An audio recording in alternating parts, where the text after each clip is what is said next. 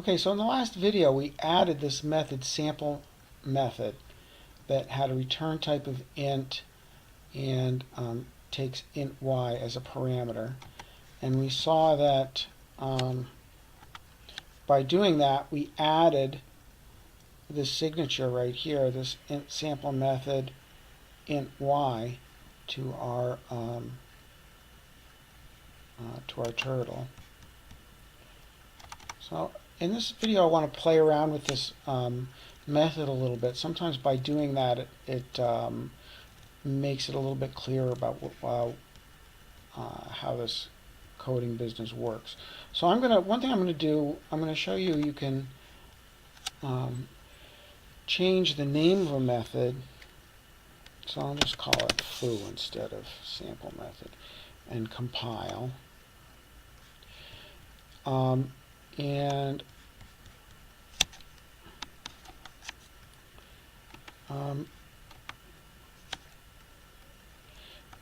So one thing that happens when you change the name of it is that instead of being called sample method, it's called foo.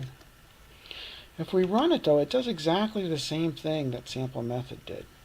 So what this does is, if I give it a number, so the last time we saw, if I in the method call, if I pass the parameter 7 and say OK, it's going to return the 7. So whatever I pass it, it returns it.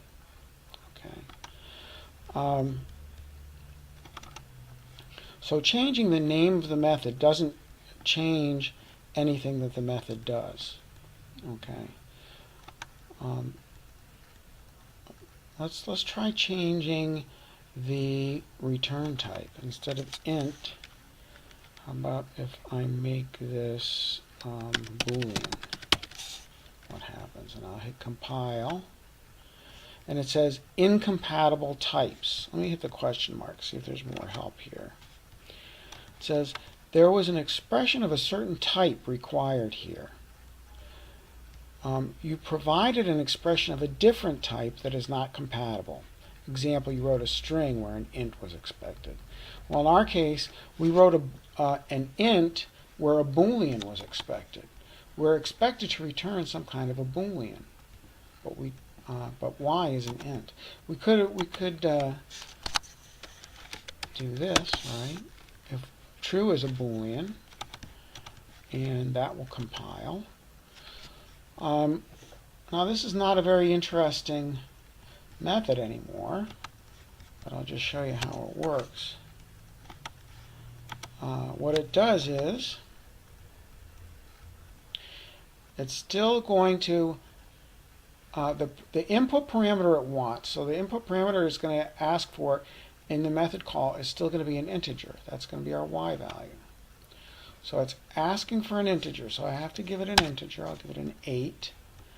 But what it's going to return is a Boolean, and it's always going to return the Boolean true because of the way we wrote it, because we wrote return true. Okay, so not terribly interesting. We could make it a little more interesting if we said return y greater than 100. Okay, this greater than compares these two values. So y is an integer, 100 is an integer. So greater than will compare the two integers, and if y is greater than 100, this expression will be true. Otherwise, the expression will be false. So sometimes we'll get a true and sometimes we'll get a false. That's a little more interesting. Okay, so I'm going to hit compile here. And now this one compiles. So let's try that one. Create turtle. And we have our Boolean foo. And I'll put in a 57. And 57 is not greater than 100, so it returns false. Or I could return 999, or I could enter, in my method call, I could pass the parameter 999, so y will get the value of 999. That is bigger than 100, so that gets true.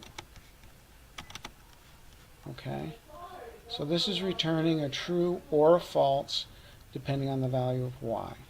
Okay. Another thing we could have done is given a Boolean as our input parameter. Now, this will no longer work, because if we try to compile, it'll say bad operand types for binary operator greater than. First type Boolean, second type int. So it doesn't make sense to compare true or false to a number. Okay, but what we could do is return the Boolean, because if we input a Boolean, we can return that Boolean, and now that'll work. So now this one will return whatever Boolean we pass it. So let's try that. New turtle, and we'll try our foo again. Now this time we need to input true or false. So if we input a false, oops, I have to spell it right too. If we input false, it returns false. If we pass in the parameter true with our method call, then our method result is true.